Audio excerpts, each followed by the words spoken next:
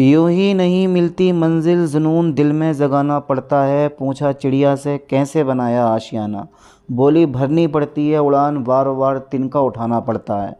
जो बच्चे इस साल UP triple S C PET का एग्ज़ाम पेपर देने वाले हैं उनके लिए ये question paper very very important होने वाला है, क्योंकि ऐसे बहुत से क्वेश्चंस होंगे जो इस क्वेश्चन पेपर से आपके एग्ज़ाम पेपर में पूछे जाएंगे। ये क्वेश्चन पेपर है 6 सितंबर 2025 शिफ्ट 2 का।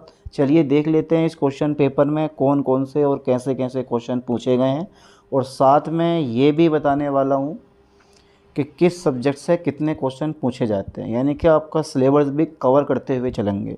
चलिए क्वेश्चन फर्स्ट की तरफ बढ़ते हैं। निर्देश प्रश्न संख्या 1 से 5 तक तालिका का अध्ययन करें और प्रश्न का उत्तर दें। अब एक तालिका आपको दे रखी है, ठीक है, उसका अध्ययन करें और प्रश्नों के उत्तर दें। चलिए स्टोर आई देखते हैं। स्टोर आई JKLM जून में इतने लैपटॉप बेचे गए, जुलाई में इतने, मई में इतने, अक्टूबर में इतने। चलिए क्वेश्चन फर्स्ट देख लेते हैं। जून में स्टोर K और L द्वारा बेचे गए लैपटॉप और मई में I और M द्वारा बेचे गए लैपटॉप का अनुपात क्या। अब अगर मैं हल करवाऊंगा तो टाइम बहुत लग जाएगा, इसीलिए आप हल कर लेना। देखो जून में जो स्टोर K और L, तो K है 120 और L है 280, टोटल हमारे 400 बैठ जाएंगे, ठीक है। और ऐसे ही मई में निकालो किसके द्वारा बेचे गए, I और M द्वारा, तो ये आ जाएंगे 596, ठीक है। जब काटा फाटी करोगे 4 से काटोगे तो 100/149 इसका रेशियो निकल जाएगा। अब आप अंदाज़ा लगा लो कौन सा आंसर इसका राइट होना चाहिए, तो बी पे आप टिक लगा दो, 100/149, ठीक है। चलिए नेक्स्ट क्वेश्चन देखते हैं। क्वेश्चन 2 है। इसी तरह से अगले क्वेश्चन भी आपको सोल्व कर लेने हैं। यदि जून में स्टोर L द्वारा बेचे गए 37.5% लैपटॉप दोषपूर्ण हैं, तो जून में स्टोर L द्वारा बेचे गए गैर दोषपूर्ण लैपटॉप ज्ञात कीजिए। अब यदि जून में L द्वारा बेचे गए, तो L द्वारा कितने बेचे गए हैं, L कहाँ पे है, L ये है, जून में निकालो 280, 280 का 37.5% निकालो, 105 बैठेगा, और 280 में से 105 जैसे ही घटाओगे तो तुरंत में मिल जाएगा 175। देखने के लिए या बी पे टिक लगा दो। तो ये बहुत सिंपल से तालिका के क्वेश्चन पूछे गए हैं। जिसने भी DI पढ़ रखी है सारे के सारे क्वेश्चन के आंसर बड़े अच्छे तरीके से दे देगा। लेकिन वो कहते हैं ना कि एक ना एक क्वेश्चन ऐसा रख देता है एग्जामिनर कि उसमें आपको टाइम लग सकता है, और इतना टाइम आपके पास होता नहीं है। 120 मिनट में 100 क्वेश्चन आपको करने होते हैं, जिसमें से 20 क्वेश्चन तो खाली DI के होते हैं, 5 क्वेश्चन मैथमेटिक्स के, 5 क्वेश्चन रीजनिंग के, जिनमें आपको टाइम लगता है। बाकी तो सब GK, संविधान, हिस्ट्री, भूगोल, ठीक है, करंट अफेयर्स, जनरल अवेयरनेस, इन सब के होते हैं। अगला क्वेश्चन देख लेते हैं। क्वेश्चन नंबर है हमारा 3। मई में स्टोर K, L और M द्वारा बेचे गए लैपटॉप औसत संख्या ज्ञात कीजिए। तो K, L, M जितने भी मई में लैपटॉप जोड़े हैं सबको जोड़ो और 3 से डिवाइड कर दो। बी पे लगा देना टिप, 313 इसका राइट ऑप्शन आएगा, ठीक है। चलिए अगला क्वेश्चन देख लें। बोलो सर देख लो, चलो लो देख लेते हैं। जुलाई और अक्टूबर में स्टोर J द्वारा बेचे गए लैपटॉप की संख्या मई और जून में स्टोर M द्वारा बेचे गए लैपटॉप का कितना प्रतिशत है। कितना प्रतिशत है, तो यहाँ पर 69.18%, ये भी ऐसे ही होगा, सेम इजी क्वेश्चन है। क्वेश्चन नंबर 5 देखो। अक्टूबर में स्टोर I द्वारा बेचे गए कुल लैपटॉप, दुकान में कुल लैपटॉप का 71.42% है। अक्टूबर महीने में स्टोर I में ना बिकने वाले लैपटॉप की संख्या ज्ञात करें। ए पे टिक लगा दो, 84 इज द राइट ऑप्शन। हल कर लेना आप लोग, सब पढ़ाया है, सब लिखा लिखाया है, बस आपको प्रैक्टिस करनी है, और प्रैक्टिस मैक्स है मैन परफेक्ट। समझ गए। अरे यार you are very very intelligent, आपकी तरह कोई नहीं। क्वेश्चन 6 देखो जरा। 26 दिसंबर 2024 को किस देश में वायरक्टर अकेंसी ड्रोन में सुपरसोनिक मिसाइल UAV 125 का सफल परीक्षण किया। तो सी पे टिक लगाओ आप, तुर्की ने, ठीक है। Turkey is the right option. Current affairs का क्वेश्चन है, और आपके करंट अफेयर्स के 10 क्वेश्चन आते हैं दिसंबर से लेके अब तक। जो भी आप महीने हैं, दिसंबर, जनवरी, फरवरी, मार्च, अप्रैल, मई, जून, जुलाई, अगस्त, सितंबर या अक्टूबर में आपका एग्ज़ाम हो जाएगा, तो यहाँ तक कि आप करंट अफेयर्स पढ़ लेना, आपसे क्वेश्चन पूछे जाएंगे, ठीक है। तो जितने भी प्रीवियस ईयर क्वेश्चन पेपर हैं सबको पढ़ लो, याद कर लो, समझ लो, और यही ट्रिक है एग्ज़ाम में अच्छे नंबर लाने की, अच्छा स्कोर करने की। चलिए अगला क्वेश्चन देखते हैं। 7वां, development planning the Indian experience पुस्तक द्वारा लिखी गई है। किसके द्वारा लिखी गई है? Development planning the Indian experience पुस्तक किसके द्वारा लिखी गई है? ए पे टिक लगा दो आप, ये हैं सुखमय चक्रवर्ती, ठीक है, चलिए अगला क्वेश्चन इंग्लिश में है, जिनको पढ़ना है इंग्लिश में पढ़ लेना, वरना मैं तो हिंदी में ही पढ़ाने वाला हूँ। निम्नलिखित में से भिन्न शब्द चुनिए। तो तोता, कौवा, कबूतर, चमगादड़ चारों के चारों उड़ सकते हैं, लेकिन चमगादड़ की बात अलग है। चमगादड़ स्तनधारी होता है और बाकी जो है ये अंडे देने वाले होते हैं। चलिए क्वेश्चन नंबर 9 देखते हैं। इकोनॉमिक हिस्ट्री ऑफ इंडिया पुस्तक किसके द्वारा प्रकाशित की गई है? सारी पुस्तकें आज के पेपर में पूछ लेंगे कि यार ये लोग बी पे आप टिक लगा दो, R.C. दत्त ने।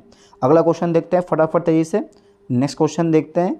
अगला क्वेश्चन है हमारा, अगला क्वेश्चन है कहाँ तक हो गया हमारे क्वेश्चन, नमा हो गया हमारा, ठीक है।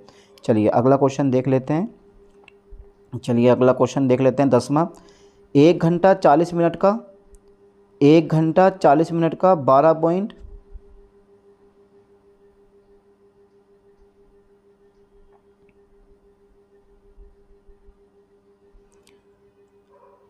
चलिए अगला क्वेश्चन देख लेते हैं 10वां। 1 घंटा 40 मिनट का 12 सही 1/2% क्या होगा? ठीक है, very very important question, mathematics का ये क्वेश्चन आपसे पूछा गया है। ए पे आप टिक लगा दो 12.5 मिनट, ये हल कर लो, बड़ा इजी क्वेश्चन है, इतना डिफिकल्ट नहीं है। देश में एक से अधिक स्तर की सरकार के अस्तित्व को दर्शाता है। देश में एक से अधिक स्तर की सरकार के अस्तित्व को दर्शाता है। ए पे टिक लगाओ, संघवाद दर्शाता है, यानी कि संघवाद देश में एक से अधिक स्तर की सरकार अस्तित्व को दर्शाता है। ठीक है, चलिए नेक्स्ट क्वेश्चन की तरफ बढ़ते हैं। क्वेश्चन नंबर 12, रेगिस्तानी पौधों में निम्नलिखित में से कौन सा अनुकूलन सामान्य है? और वो है जल भंडारण के लिए मोटे तने। मोटे मोटे तने होते हैं, तभी तो एक बार वर्षा हुई और अगले 6 महीने तक वो पानी स्टोर कर लेते हैं और उसी के सहारे वो अपना जीवन यापन करते हैं। अब हम लोगों का क्या होता है भैया, हर पर डे पानी पीना पड़ता है, लेकिन उनको जो है ऐसा नहीं करना पड़ता एक बार, क्योंकि राजस्थान में बरसात बहुत टाइम टू टाइम होती है, साल में 6 महीने में, 5 महीने में, तो उसके अकॉर्डिंग ही वो उनका जीवन यापन होता है। मतलब पानी एक बार स्टोर कर लिया, उसी का वो यूज़ करते रहते हैं। चलिए अगला क्वेश्चन देखते हैं।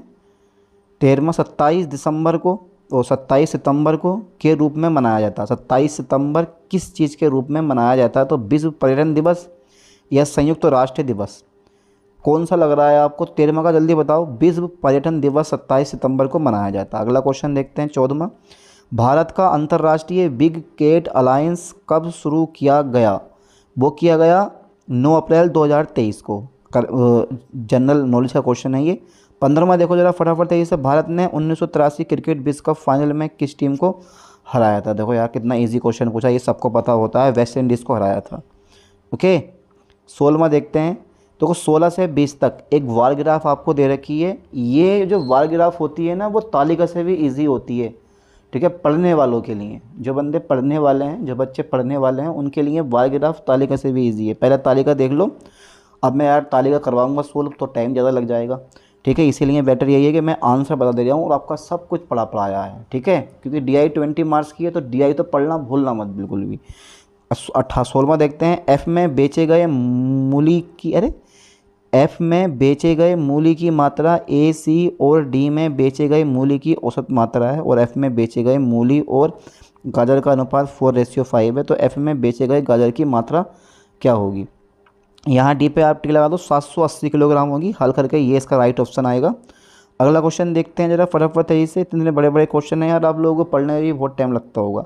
बहुत से बच्चे कहते हैं सर पेपर हमारा छूट गया। छूट तो जाएगा जब इतने इतने बड़े क्वेश्चन दे रखे हैं। तो A में बेचे गए कद्दू की मात्रा, A और B में बेचे गए मूली की मात्रा और C और D में बेचे गए गाजर की मात्रा के बीच का अंतर है। A में बेची गई सब्जियों की कुल मात्रा ज्ञात कीजिए। यार ये तो जो सब्जी बेचने वाले होते हैं ना, उन्हें दिखाया जाए और दिमाग घूम जाएगा, बोले भैया अपने बस की बात ना, इसे ले जाओ, बस ये बता दो कितनी गाजर चाहिए, कितनी मूली चाहिए। तो 70 में का राइट ऑप्शन कौन सा होना चाहिए? C पे आप टिक लगा दो, 1152 किलोग्राम आएगा। अगला क्वेश्चन देखते हैं। 18वां, सभी दुकानों में गाजर और मूली की मात्रा में क्या अंतर है? तो इजी क्वेश्चन, 612 किलोग्राम का। ठीक है, चलिए अगला क्वेश्चन देखते हैं। 19वां, B और F बेची गई सब्जियों की कुल मात्रा का अनुपात 32:35 है। F और D में बेची गई सब्जियों के बीच का अंतर ज्ञात कीजिए। वेरी वेरी सिंपल क्वेश्चन है, बढ़िया आसानी से हल हो जाएगा। बताओ कैसे हल होगा? अरे कर लो यार। 108 gram is the right option. चलिए 20 में देखते हैं। V और D में बेचे गए गाजर की मात्रा E में बेची गई सब्जियों की कुल मात्रा का कितना प्रतिशत है? वही तालिका जैसा क्वेश्चन है। A पे टिक लगा दो, 87.8%। ठीक है, बस 20 क्वेश्चन हमारे पूरे हुए। 21 देखते हैं। भारत अपनी भूमि सीमा कितने देशों के साथ साझा करता है? वो करता है 7 देशों के साथ। अब उन 7 देशों का नाम क्या है, किस किस को याद है, जल्दी फटाफट इसे कमेंट कर दो। अगला क्वेश्चन देखते हैं 22वां, धन विधेयक के संबंध में निम्नलिखित में से कौन सा कथन सत्य है। चारों कथन पढ़ो, चारों में से एक कथन अच्छा है, राइट है, और जल्दी बताओ वो कौन सा है। डी पे आप टिक लगा दें, इसे केवल लोकसभा में पेश किया जा सकता है। अगला क्वेश्चन देखते हैं 23वां, भारत में विकास का एलपीजी मॉडल में प्रस्तुत किया गया था। भारत में विकास का एलपीजी मॉडल 1991 में प्रस्तुत किया गया था। ठीक है। 24 देखते हैं 2025 में कुल कितने पद्म पुरस्कारों की घोषणा की गई। ये करंट अफेयर्स का क्वेश्चन है। 10 क्वेश्चन करंट अफेयर्स के आते हैं, इसलिए करंट अफेयर्स पढ़ना बहुत बहुत ज़रूरी है, जिसमें एक युगल मामला एक के रूप में गिना भी शामिल है। 2025 में कुल कितने पद्म पुरस्कारों की घोषणा की गई, जिसमें एक युगल मामला भी शामिल है। एक युगल मामला भी शामिल है, तो वो है 139 के आसपास है, यही राइट ऑप्शन है। 25वां देखते हैं, प्रश्नकाल और दिन के एजेंडे के बीच के समय अंतराल को, प्रश्नकाल और दिन के एजेंडे, the time gap between the question our and agenda of day is called. पहला घंटा शून्य काल, आधा घंटा तारांकित प्रश्नकाल, या इनमें से कोई नहीं। तो बी पे आप टिक लगा दो, शून्य काल कहा जाता है। ये तो कहा जाता है। 26 में देखते हैं, रुद्रदामन में गिरनार शिलालेख में सुदर्शन झील का उल्लेख है, जिसका निर्माण किस मौर्य शासक के शासनकाल में हुआ था। और रुद्रदामन के गिरनार शिलालेख में सुदर्शन झील का उल्लेख है, तो जिसका निर्माण किस मौर्य शासक के शासनकाल में हुआ था। इसका राइट ऑप्शन डी पे आप टिक लगा दो, चंद्रगुप्त मौर्य। ठीक है। क्वेश्चन 27 देखो, कितना बड़ा लेंथी क्वेश्चन कर रखा है रीजनिंग का। अमित की आयु सुमित के समान है क्योंकि वे जुड़वा हैं। अरे वाह। ऋचा सुमित से छोटी है, ऋचा ज्योत्साना से छोटी है, लेकिन सौरभ से बड़ी है। सुमित ज्योत्साना से छोटा है, उनमें सबसे बड़ा कौन है। तो हो सकता है इनमें सबसे बड़ा कौन है, तो इनमें सबसे बड़े जो हैं वो ज्योत्साना बैठेगी। ठीक है, इज द राइट ऑप्शन। अगला क्वेश्चन देखते हैं 28, रक्षा अनुसंधान विकास संगठन DRDO की स्थापना किस वर्ष हुई थी। तो किस वर्ष हुई थी, तो ये हुई थी 1958 में। अच्छा, ये बात बिल्कुल सही है, 1958 में DRDO की स्थापना हुई थी। हाँ बिल्कुल बात सही, याद कर लो बेटा, आता है एग्जाम पेपर में। मनुष्य के शरीर की मुद्रा और संतुलन किसके द्वारा नियंत्रित रहती है। सेरेब्रम के द्वारा नियंत्रित रहती है, या फिर हाँ यही है, cerebrum is a right option. ठीक है, सेरेवेलम, सेरिवेलम इज़ अ राइट ऑप्शन। ठीक है, डी पे आप टिक लगा दो। चलिए अब देखते हैं, देखो 31 से 35 तक फिर एक तालिका आ गई है, यानी कि एक ग्राफ हो गया, एक तालिका हो गया। अब ये तीसरी तालिका है, का अध्ययन करें और प्रश्न का उत्तर दें। ये तालिका उससे भी इजी है, जो 1 से लेकर 5 क्वेश्चन में हमें करनी थी। चलिए देखते हैं, पी और क्यू द्वारा 4 अलग अलग महीनों में लिए गए पृष्ठ हिंदी प्लस अंग्रेजी दिए गए हैं। महीना दे रखा मई, जून, जुलाई, अगस्त, पी और दे रखा, क्यू दे रखा। अब करो बेटे जरा तालिका के क्वेश्चन। 31 देखो, मई और जून में पी द्वारा लिखे गए कुल पृष्ठ। पहले कर लो कि मई जून में पी के द्वारा कितने पृष्ठ, ठीक है, छापे गए हैं। मई और अगस्त में क्यू द्वारा लिखे गए कुल पृष्ठों में लगभग कितना प्रतिशत है। बड़ा कितना सिंपल क्वेश्चन पूछा, बस टाइमिंग की कमी होती है। क्वेश्चन सारे कर दोगे आप लोग। सी पे आप टिक लगा दो 80%। समय रहते आपको सोल्व करना है पेपर। ठीक है, टाइम पे ध्यान देना है। जून में पी द्वारा लिखे गए पृष्ठों का प्रतिशत क्यू की तुलना में समान महीने में कितना अधिक है। ए पे टिक लगाओ 36.75%। ठीक है। 33 में देखो, सभी महीनों में पी द्वारा लिखे गए औसत पृष्ठ क्या है। सभी महीनों में पी द्वारा, सबको जोड़ो भाग कर दो जितने भी हैं वो। ठीक है, सभी महीनों में पी द्वारा लिखे गए औसत पृष्ठ क्या हैं। तो डी पे आप टिक लगा दो, 300 द राइट ऑप्शन। अगला क्वेश्चन देखते हैं 34 में, जुलाई में क्यू द्वारा लिखे गए कुल पृष्ठों का 28.57% हिंदी में है। क्यू द्वारा जुलाई में कितने अंग्रेजी पृष्ठ लिखे गए हैं। वो बड़ा सिंपल है, वेरी वेरी इंपॉर्टेंट, बड़ा सिंपल है। बी पे आप टिक लगा दो 200, है ना। चलिए एक क्वेश्चन और रह गया है अभी 35वां, मई में पी और क्यू दोनों द्वारा लिखे गए कुल पृष्ठों जोड़ लो, और जुलाई में पी और क्यू द्वारा लिखे गए कुल पृष्ठ जोड़ लो के बीच क्रमशः अनुपात क्या। बताओ यार, कितना तालिका के इतने सिंपल क्वेश्चन पूछे गए हैं जिससे कोई भी बड़ी आसानी से हल कर सकता है। सी पे आप टिक लगा दो 29:35। अगला क्वेश्चन देखते हैं 36वां, भारत का पहला विदेशी जन औषधि केंद्र किस देश में शुरू हुआ। किस देश में शुरू हुआ, हाँ तो किस देश में शुरू हुआ, आप बोलोगे मॉरिशस में शुरू हुआ। ठीक है, अगला क्वेश्चन 37, 23वें तीर्थंकर पार्श्वनाथ से जुड़ा प्रतीक क्या है? बैल है, शेर है, शंख है, सांप है, या इनमें से कोई नहीं है? तो डी पे आप टिक लगा दो, सांप इज ए राइट ऑप्शन। अरे बड़ा खतरनाक है।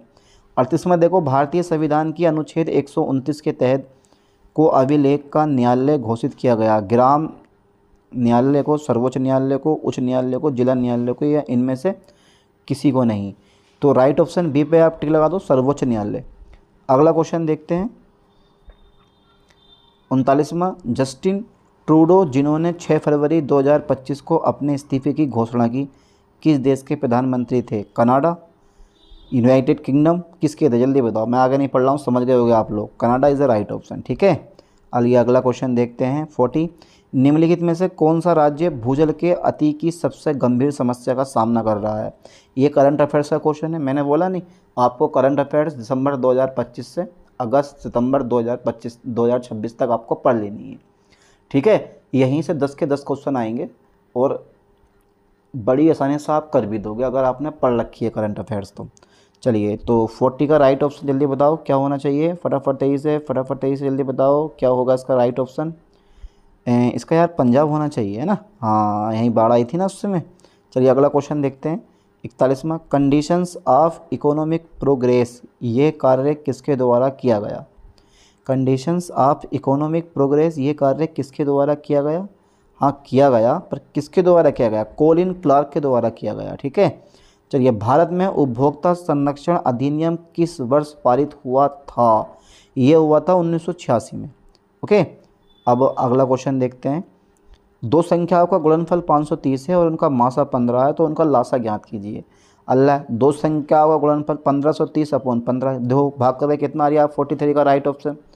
जल्दी बताओ, ये पेपर सच में इजी बनाया गया, इसे बड़ी आसानी से कोई भी हल कर सकता है।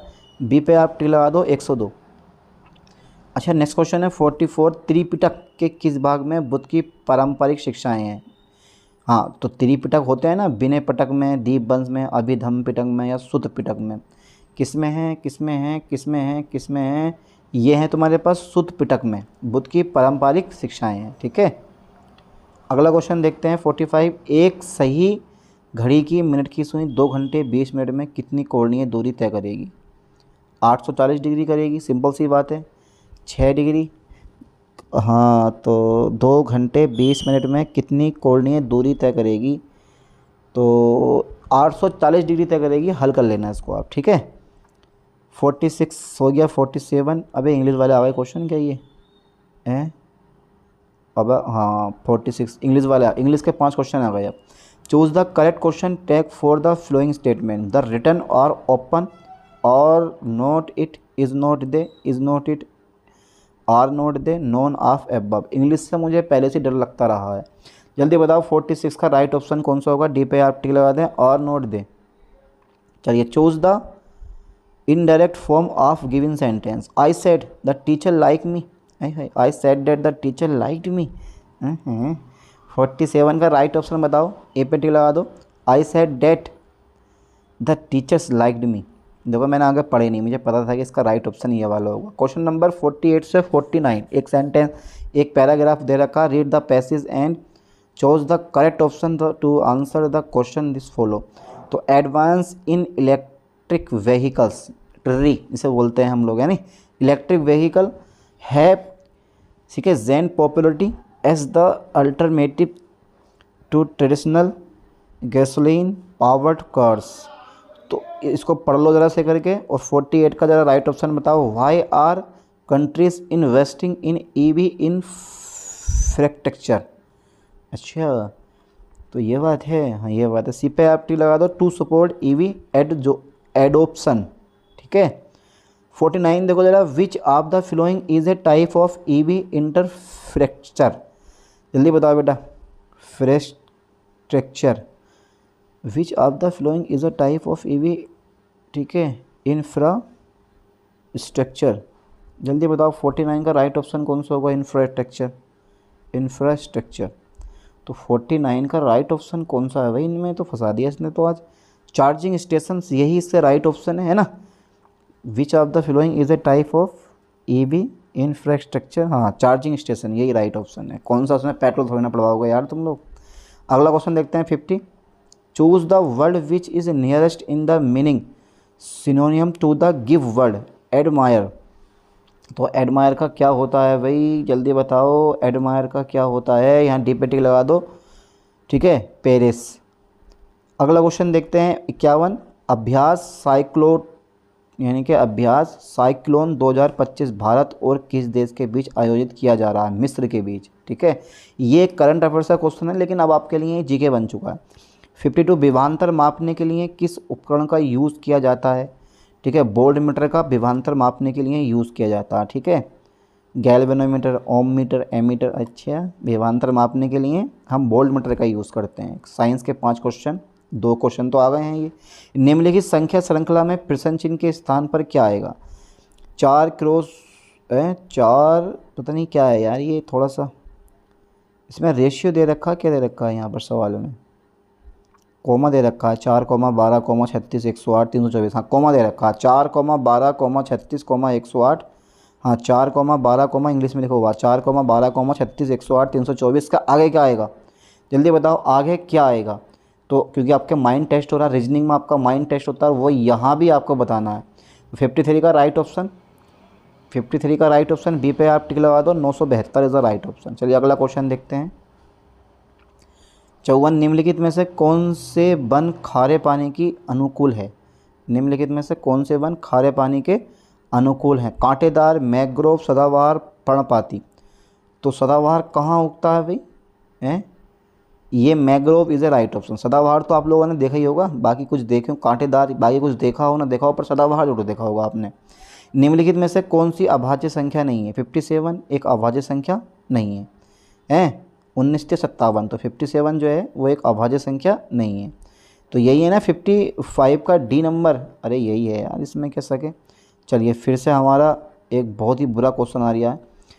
प्रश्न संख्या 56 से 60। निम्नलिखित जानकारी का ध्यान पूर्वक अध्ययन करें और प्रश्नों के उत्तर दें। पहले नीचे दिए गए एक रेखा ग्राफ 4 अलग अलग दुकानों यानी ए, बी, सी और डी द्वारा बेचे गए बॉल पॉइंट पेन की संख्या को दर्शाता है, और साथ ही 4 अलग अलग दुकानों द्वारा बेचे गए जेल पेन की संख्या और 4 अलग अलग दुकानों द्वारा बेचे गए फाउंटेन पेन की संख्या को दर्शाता है। पहले ग्राफ देख लो प्यार के साथ में, क्योंकि इसी ग्राफ से अगले 5 क्वेश्चन का उत्तर देना है, यानी कि 56 से 60 तक। चलिए देख लिया, ओके ओके ओके ओके। और ये पॉइंट्स होकर रखे हैं बेचे गए, ये जो पॉइंट है ये पढ़ लो, ये पढ़ लिया करो क्योंकि ये बहुत ज़रूरी है, ठीक है। जो बच्चे नहीं पढ़ते हैं ना डायरेक्टली पेपर देने चले जाते हैं, ऐसे बहुत से हुए हैं जिनके 15-20 नंबर आते हैं, मुँह उठाया और चले गए सीधे पेपर देने। उनको पता नहीं होता, तुक्के मारने के अलावा उनको कुछ पता नहीं होता कि कौन सा क्वेश्चन कैसे हल करना है। जो बच्चे मेहनत कर रहे हैं उनकी मेहनत एक ना एक दिन कामयाबी आपको दिलवाएगी। अच्छा 56 देखो, दुकान ए द्वारा बेचे गए बॉल पॉइंट पेन की कुल संख्या दुकान ए और बी द्वारा बेचे गए फाउंटेन पेन की कुल संख्या के अनुपात ज्ञात करें। ये बहुत सिंपल सा, अगर तालिका आपने सोल्व कर ली तो ये रेखा वाले क्वेश्चन भी आप सोल्व कर लेते हो, ठीक है। तो बहुत सिंपल सा क्वेश्चन है, डी पे आप टिक लगा दो 1:4। चलिए अगला क्वेश्चन देखते हैं 57। दुकान ए द्वारा बेचे गए बॉल पॉइंट और फाउंटेन पेन को कुल संख्या, फाउंटेन पेन की कुल संख्या और दुकान डी द्वारा बेचे गए बॉल पॉइंट पेन की कुल संख्या के बीच का अंतर ज्ञात कीजिए। तो ये भी एक सिंपल सा क्वेश्चन है। यहाँ बी पे आप टिक लगा दो 230। हल नहीं करवा रहा हूँ, हल करवाऊँगा बहुत टाइम हो जाएगा। 58 देखते हैं, दुकान ए और बी द्वारा बेचे गए जेल पेन की कुल संख्या दुकान बी द्वारा बेचे गए बॉल पॉइंट पेन की कुल संख्या का कितना प्रतिशत है। तो 58 का सी पे आप टिक लगा दो, राइट ऑप्शन 120%। अच्छा अगला क्वेश्चन है हमारा 59। यदि अरे कितना बड़े बड़े क्वेश्चन दे रखे हैं यार, टाइमिंग बस ये टाइमिंग जो होती है ना पेपर हल करने की, ये कम दे रखी होती है। यदि दुकान ई द्वारा बेचे गए बॉल पॉइंट पेन, अभी से 1 मिनट लग जाएगा पढ़ते पढ़ते, जेल और फाउंटेन पेन की कुल संख्या दुकान सी की तुलना में 33.33% से कम है, और दुकान सी द्वारा बेचे गए फाउंटेन पेन की संख्या का दुकान ई से अनुपात 7:5 है। तो दुकान ई द्वारा बेचे गए बॉल पॉइंट और जेल पेन की कुल संख्या ज्ञात कीजिए। तो राइट ऑप्शन ए पे आप टिक लगा दो, यानी कि 320। चलिए अगला क्वेश्चन देखते हैं, और बड़े बड़े क्वेश्चन ना दिए इन लोगों ने यार। 60 है, लास्ट क्वेश्चन है, क्योंकि 56 से 60 तक 5 क्वेश्चन बैठ रहे हैं।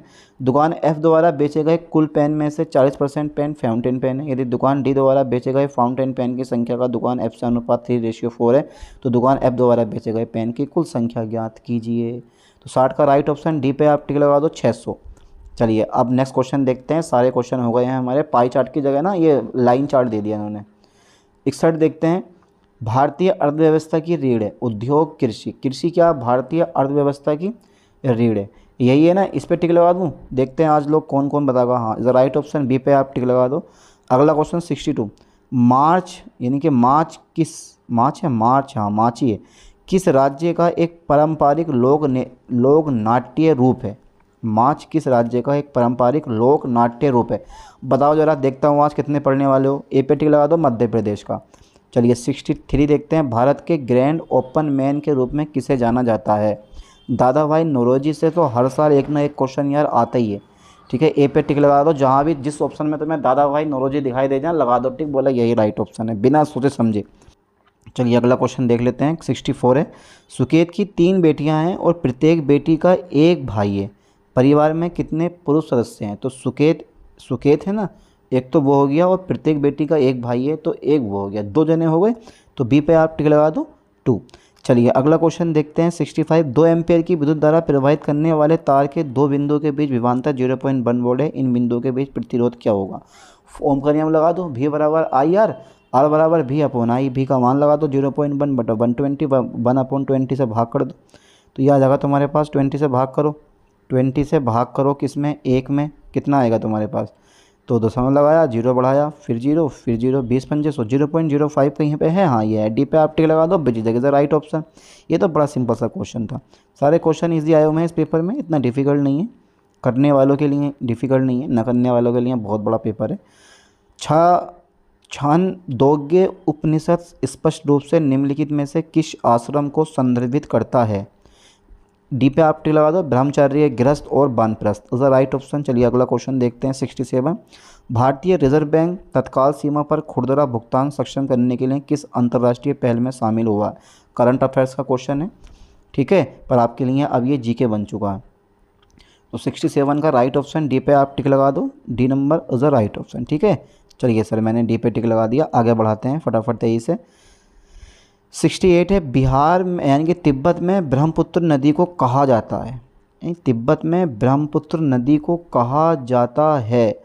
तो 68 का जो राइट ऑप्शन है वो है बी पे आप टिक लगाओ, तयोंगस्पो यानी कि तसंगपो इज़ द राइट ऑप्शन।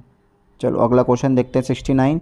यदि आप किसी संख्या से 1/2 घटाते हैं और परिणाम को 1/2 से गुणा करते हैं तो आपको 1/8 मिलता है, तो वो संख्या क्या है? हल करो फटाफट तेजी से, डी पे आप टिक लगा दो, 3/4। चलिए अगला क्वेश्चन देखते हैं। 70। निम्नलिखित में से किसे 2024 में पैरा तैराकी के लिए अर्जुन पुरस्कार मिला है? पैरा तैराकी के लिए अर्जुन पुरस्कार मिला है। अब आपके लिए ये जीके का क्वेश्चन बन चुका है, वैसे है करंट अफेयर्स का क्वेश्चन। सी पे आप टिक लगा दो, मुरलीकांत राजा राम पेटकर को। चलिए अगला क्वेश्चन देखते हैं। अब आ गए थे वो तुम्हारे पास गद्यांश, मैंने बोले थे 10 नंबर के 2 गद्यांश आते हैं, 5-5 नंबर के। 71 से 75 तक 5 क्वेश्चन दे रखे हैं। पहले गद्यांश पढ़ लो, उसके बाद पढ़ने के बाद आंसर दो। फ्री फंड के नंबर होते हैं गद्यांश भी। बस टाइम का ध्यान रखना, मैं बार बार यही कहता हूँ, टाइम का ध्यान रखना, बिना टाइम के कुछ मत करना। सैन्य संचालक और राणा का प्रतिनिधित्व करने वाले महारावत वाघ सिंह की तलवार धूप में दामिनी सी चमकी और वे गरज उठे, हम बादशाह का सामना नहीं कर पाएंगे क्योंकि उसके पास बड़ी सेना है। ऐसी स्थिति में हमें केसरिया बाना पहन लेना चाहिए और दुर्ग की वीर लल्लन टोप तो नहीं है ये, लल नाव को जौहर व्रत करने के लिए प्रेरित करना चाहिए। यह सुनते ही हाड़ी रानी ने सगर्व कहा, हम जौहर करेंगी। कोई भी शत्रु हमारे नारीत्व, सतीत्व और कलंकित करे, इससे पहले हम मरना ठीक समझेंगी। अच्छा तो ज़रा पढ़ लो बेटा पूरा। पढ़ने के बाद अरे कितना लंबा दे रखा है, अरे पूरी कहानी छाप रखी है, पूरी कहानी। वो वाला साहब और या मरता क्या नहीं करता। इस युद्ध को बंद करा दीजिए, यह युद्ध कितना भयंकर होता है। इस वाक्य को किसने किससे कहा था? एक युवती ने रानी से कहा था। क्या ये बात बिल्कुल सही है? 71 का बी पे आप टिक लगा दो। एक युवती ने रानी से कहा। पढ़ लो पूरा। चलिए क्वेश्चन 72, कुंवारी कन्या मर्यादा से मृत्यु को ही क्यों भली मानती है? अगर युद्ध करने के समय जीवित पकड़े जाने पर जो हालत होगी उससे बचने के लिए। ये बात बिल्कुल सही है, ये बात बिल्कुल सही है, ए पे टिक लगा दो। ठीक है, अगला क्वेश्चन देखते हैं 73, महारावत और अन्य सरदारों को क्यों संतोष हुआ? जब हाड़ी रानी गर्भ से जौहर के लिए तैयार हो जाती है तब उसको संदेश हुआ है ना। तो 73 का ए पे टिक लगाते हैं, इज द राइट ऑप्शन। ये तो बड़े सिंपल से क्वेश्चन है, बिना पढ़े भी इनका आंसर दे दोगे। एक कुंवारी कन्या जौहर से पहले अपनी माँ से क्या पूछती है? हम सूर्यवंशी हैं और सूर्य पर कौन कीचड़ उछाल सकता है? इस युद्ध को बंद कर दीजिए। हम जीते जी अग्निकुंड में क्यों प्रवेश करती हैं? Is the right option. C पे टिक लगा दो, 74 का सी नंबर है नहीं। अगला क्वेश्चन देखते हैं 75, सैन्य संचालक और महारावत वाघ सिंह क्या पहनकर युद्ध रंग में जाने की बातें करने लगते हैं? केसरिया बाना पहन लीजिए। 75 का राइट ऑप्शन कौन सा है हमारा? बी पे आप टिक लगा दो, केसरिया बाना। फिर से देखो एक गद्यांश आ गया 76 से 80 तक। निम्नलिखित गद्यांश को पढ़कर पूछे गए प्रश्नों को उत्तर दीजिए। ऊपर वाला गद्यांश जो है ना आपके मन में एक प्रेरणा जगा देगा, प्रेरणा एक, सही बता रहा हूँ मैं, इस तरह का वो गद्यांश दे रखा, अगर पढ़ोगे तो ठीक से। निम्नलिखित गद्यांश को पढ़कर पूछे गए प्रश्नों को उत्तर दीजिए। का कई महीने बाद आए थे। सुबह पीकर अखबार देख रहा था कि वे तूफान की तरह कमरे में घुसे, साइक्लोन की तरह मुझे अपनी भुजाओं में जकड़ा तो मुझे धृत राष्ट्र की भुजाओं में जकड़े भीम के पुतले की याद आ गई। ये धृत राष्ट्र की जकड़ थी। अंधे धृतराष्ट्र ने टटोलते हुए पूछा, कहाँ है भीम? आ बेटा तुझे कलेजे से लगा लूँ। और जब भीम का पुतला उनकी पकड़ में आ गया तो उन्होंने प्राणघाती स्नेह से उसे जकड़कर चूर कर डाला है। चलो बेटे पढ़ो, पूरा पढ़ो, आगे भी पढ़ो, पढ़ लो। पढ़ लिया? ठीक है, लो पढ़ो, स्क्रीनशॉट ले लो, पढ़ लो, बहुत ज़रूरी है। चलिए इसे भी पढ़ो। 76 देखते हैं, जब का लेखक से मिलने आता है तो लेखक जी से उसके साथ क्या किया? लेखक जी ने उसके साथ क्या किया? तो 76 का जो राइट ऑप्शन है वो है हमारा ए पे टिक लगा दो। लेखक जी ने शरीर से अपने मन में खिसकाकर निसंदेह कटीली देह को अपने भाव में छोड़ा था।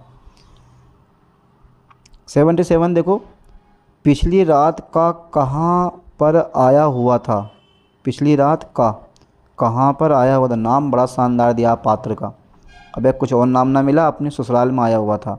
अगला क्वेश्चन देखते हैं 78, जब का ने लेखक जी को अपने बाहों में जकड़ा तो उन्हें किस तरह का एहसास हुआ? धृत राष्ट्र की भुजाओं में जकड़े भीम के पुतले की याद आई। कहाँ से कहाँ याद कर रहे हैं वो, कभी तो कभी होता है यार। देखो लेखक जी के एक रिश्तेदार बम्बई जा रहे हैं और उनमें पूछे तो वे क्या कहेंगे?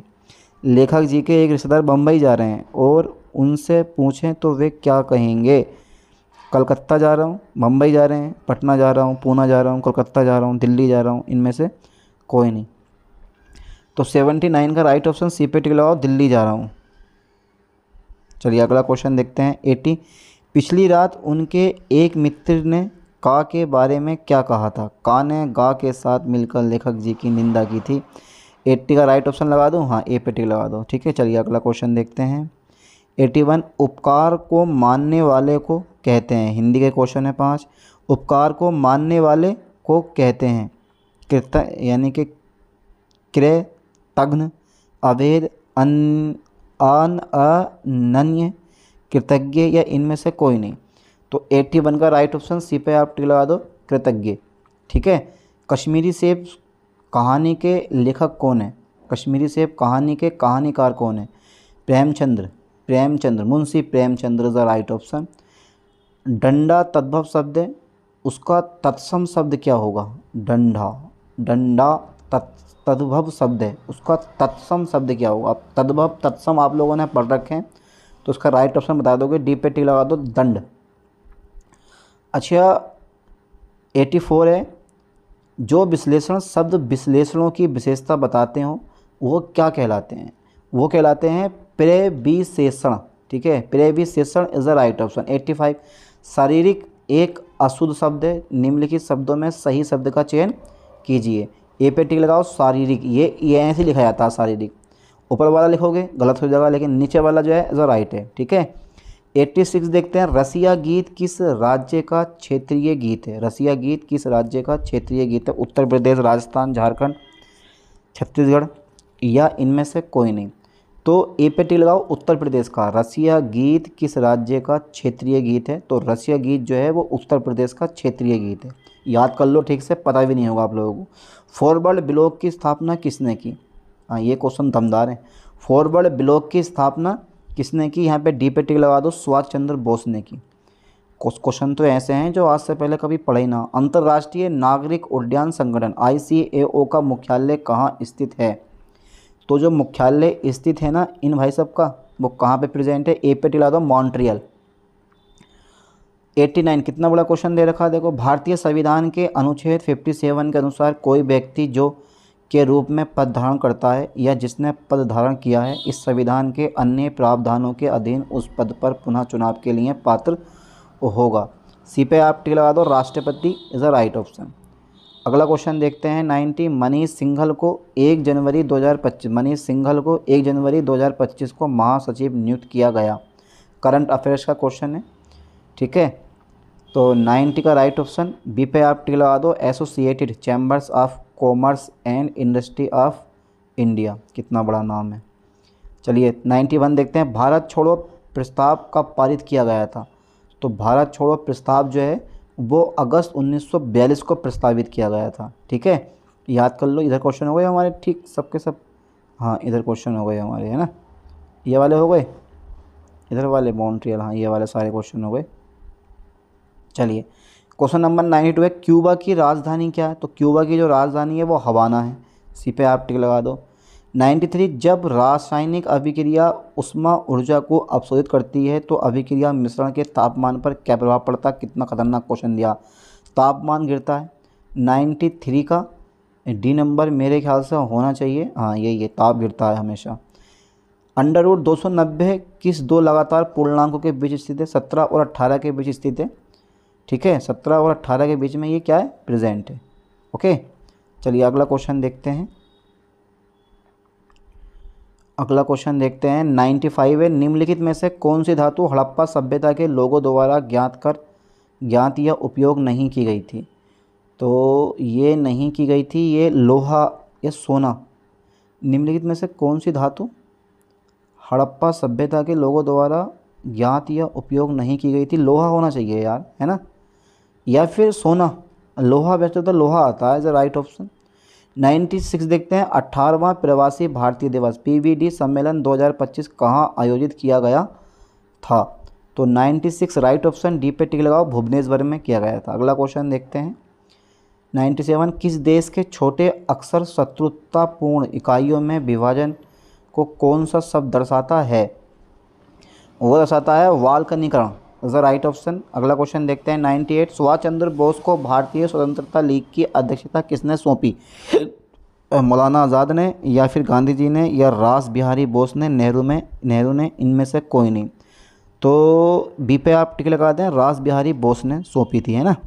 99 देखते हैं, प्राकृतिक गैस के जलने को अवशोषित अभिक्रिया के रूप में क्यों वर्गीकृत किया जाता है? प्राकृतिक गैस के जलने को ऊष्माक्षेपी अभिक्रिया के रूप में क्यों वर्गीकृत किया जाता है? साइंस का क्वेश्चन है और बड़ा खतरनाक क्वेश्चन पूछा है। डी पे आप टिक लगा दें, क्योंकि इस अभिक्रिया में ऊष्मा उत्पन्न होती है, ठीक है, वो तो होती है। अभिक्रिया के रूप में क्यों वर्गीकृत किया जाता है? क्योंकि इसमें जलने पर ऊष्मा उत्पन्न होती है, और वे अभिक्रियाएँ जिनमें ऊष्मा उत्पन्न होती है सब ऊष्माक्षेपी कहलाती हैं, और जिसमें ऊष्मा का अवशोषण होता है वो ऊष्माशोषी अभिक्रिया कहलाती हैं। 100 लास्ट क्वेश्चन है, का अर्थ भारतीय संविधान के अनुच्छेद 243 क्यू के अंतर्गत गठित स्वशासन की संस्था है? पंचायत या नगरपालिका? नगरपालिका होना चाहिए। ये क्वेश्चन पिछले वाले पेपर में भी आया हुआ। 100 का ए पे आप टिक लगा दो, यही इसका राइट ऑप्शन है। पूरे 100 क्वेश्चन हो गए, अब आगे मत देखो। चलिए सबसे ऊपर चलते हैं। अब बेटा इन क्वेश्चनों को अच्छे से याद कर लो, समझ लो, और अपनी प्रैक्टिस कर लो कि यार इस क्वेश्चन पेपर में हम कितने क्वेश्चन सोल्व कर पा रहे हैं, तभी तो मज़ा आएगा पढ़ाई का। क्योंकि अगर आपको 100 में से 90 क्वेश्चन या 80 क्वेश्चन आपने सोल्व पढ़ दिए तो समझो कि जो इस साल एग्जाम पेपर होगा उसमें भी आप इतने क्वेश्चन सोल्व कर पाओगे पक्का। चलिए मिलते हैं नेक्स्ट वीडियो में, थैंक्स।